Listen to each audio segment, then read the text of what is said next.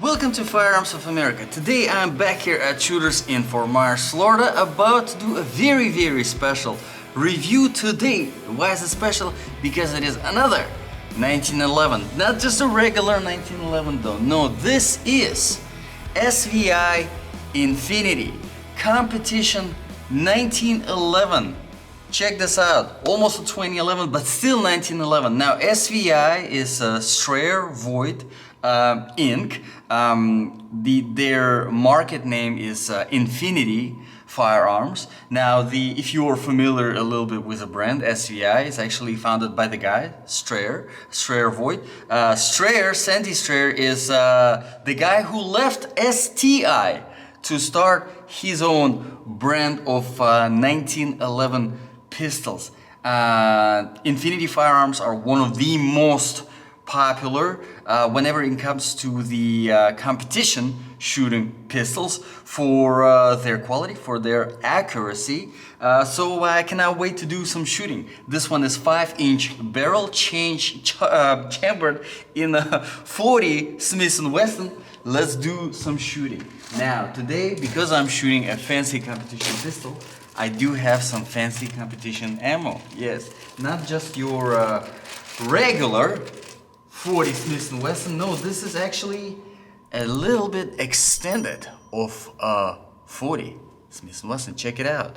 Yep, actually sticks out a little bit. And now it is done specifically to accommodate these 1911 pistols, because this extension serves as a better, it just feeds better. All right, so I'm gonna put some 5 rounds through, do some shooting, very excited, and talk about some features.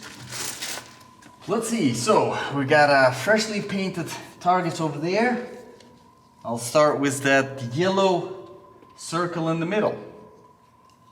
Should be able to hit this without any problems. It's a lot of pressure.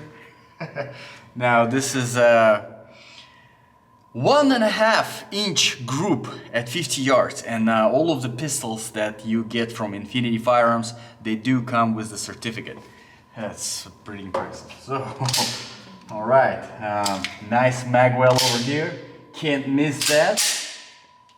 All right, let's see. And I got it.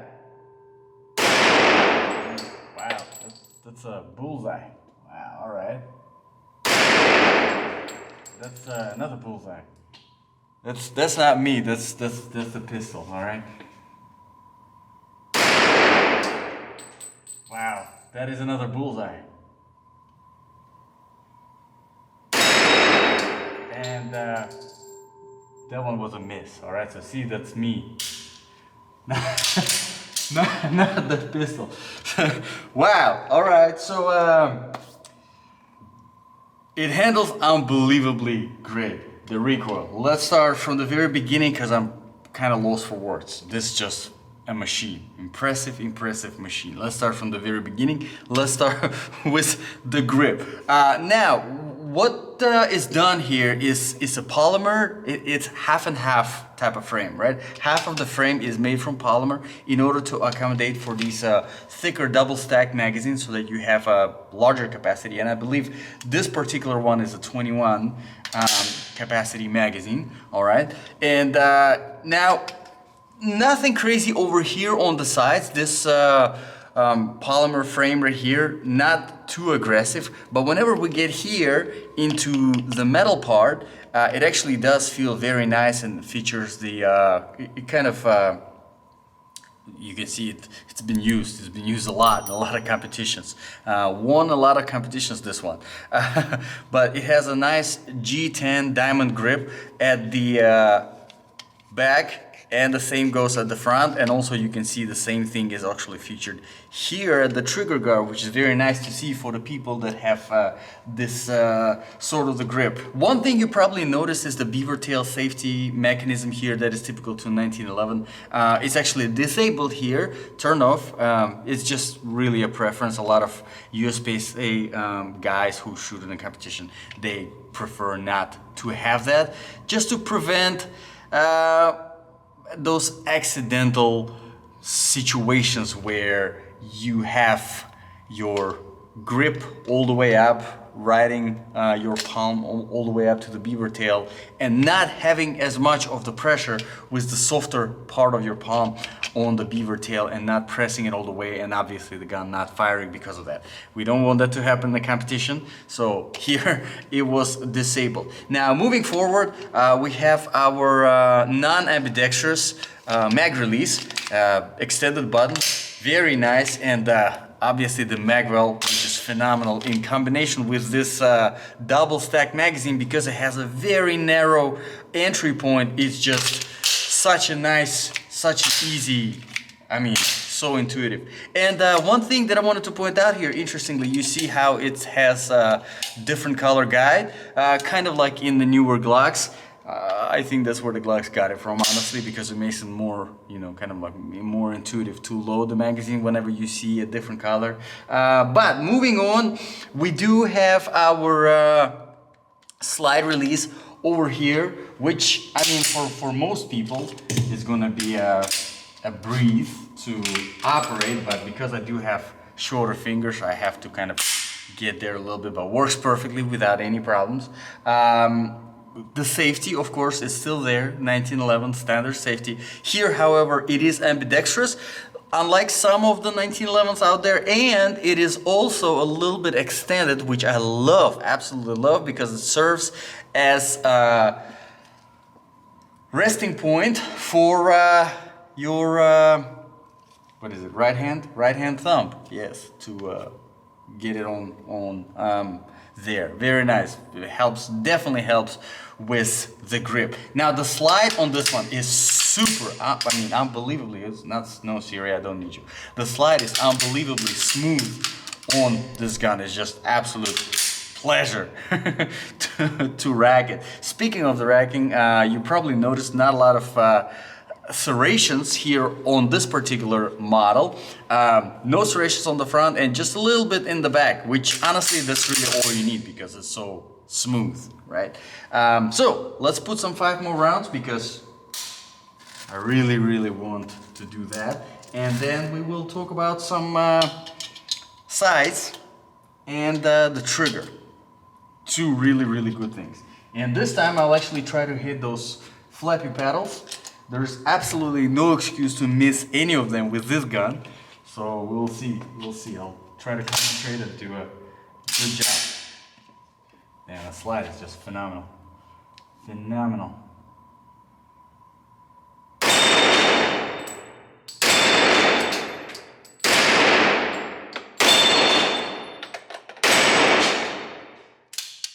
All right, had one miss there. Not good. Let's put some 5 more rounds, and we'll try not to miss any of them because there's no excuse to miss with this pistol right here. I mean, 1.5 group at 50 yards, and then I miss this. All right. That just means that I have a lot more practice and learning to do. Let's do it. Wow.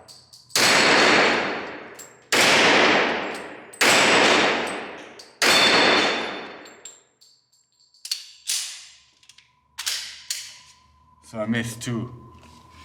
Alright, so let's get back to the sights and the trigger. So the sights, you have your standard 3-post sights. Very nice sights, I love them. I prefer the simplicity here. Now the trigger, unbelievable trigger. Check this out. So you have your skeleton trigger with some nice serrations, and you have probably about maybe a millimeter of you know what you're doing, safe, familiar travel, and then, I mean, just super light, super crisp trigger. Check it out. I mean, you just blow on the trigger and it's gonna go. I mean, super light, and that's really the preference would be for a competition shooter. That would be a preference, and I mean, just phenomenal trigger. Now, getting back a little bit to the grip here, as you can see, the beaver tail, it is a little bit more raised up compared to your standard 1911. Now, personally, I do prefer it more on the standard 1911. And here, I think with this one, for me, with this grip, it works better not to have the right hand thumb on the safety, but having it underneath the safety, which is not very good for me because you can accidentally turn on the safety when you don't want.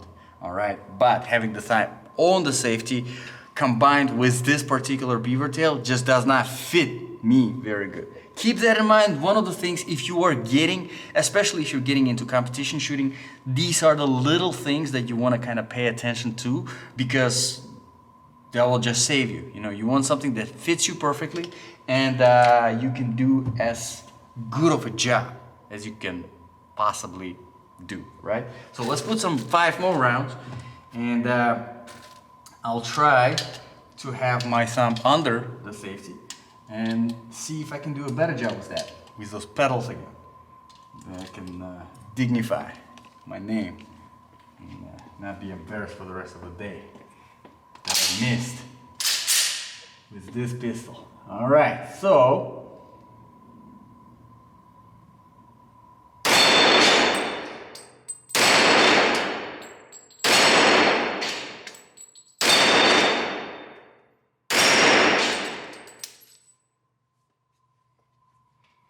my name dignified.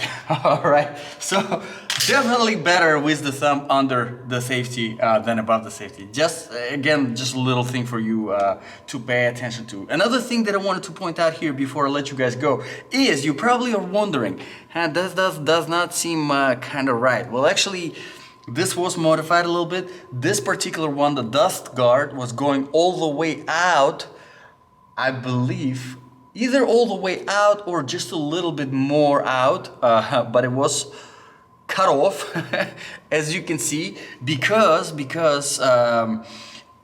that configuration was just a little bit on the heavier side for the shooter whose gun this is, and it was just dipping a little bit after every round. And these are the little things that you will start noticing if you are a competition shooter, if you're shooting USPSA, you know, professionally. You will notice this thing was like a little bit of the extra weight, a little bit of a fitment here, a little bit of something here, and obviously then you try to kind of accommodate and make this as perfect of a weapon for you. But I do have another amazing competition pistol right here. It's the STI 2011 with a 6-inch barrel, also in 40 Smith & Wesson, and I will be doing this review, well, right now, and then posting it later. So if you found this review useful, and if you will want to see that review, make sure to subscribe, because that one and a lot more stuff is coming this way. Thank you very much, guys, for watching. I really appreciate your time. Let me know in the comments below, what do you think about the pistol SVI? What do you think about this review? If you have any requests for reviews, you can also drop them in the comments below. I put them on my to-do list, and if I come across the stuff, I do it as a priority. Again, thanks for watching. This was Firearms of America. I'll see you guys in the next video.